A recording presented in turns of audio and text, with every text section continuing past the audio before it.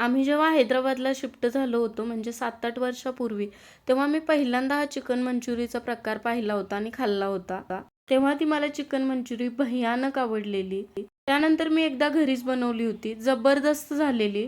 आता जेव्हा पण कधी चिकन मंचुरी खायचा मूड झाला तर मी घरीच बनवतोय. जबरदस्त होते. पहिल्यांदा बोनलेस चिकन स्वच्छ धुवून घेतलं.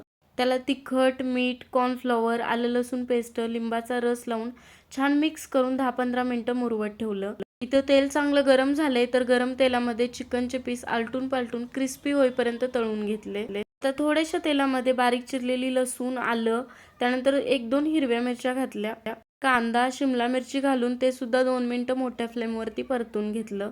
आता थोडे थोडे सगळे सॉस घालून छान मिक्स करून घेतलं. 2 चमचे कॉर्नफ्लॉवर वाटीभर पाण्यात मिक्स करून थोडंसं याला परतून घेतलं. लगेचच तयार करून घेतलेले चिकन 60 घालून छान सगळं मिक्स करून घेतलं आणि एकदम भन्नाट बाहेरपेक्षाही मस्त ही चिकन मंचुरी तयार होते. तुम्ही सुद्धा ट्राय करा आणि जाता जाता लाईक आणि फॉलो तेवढं करा.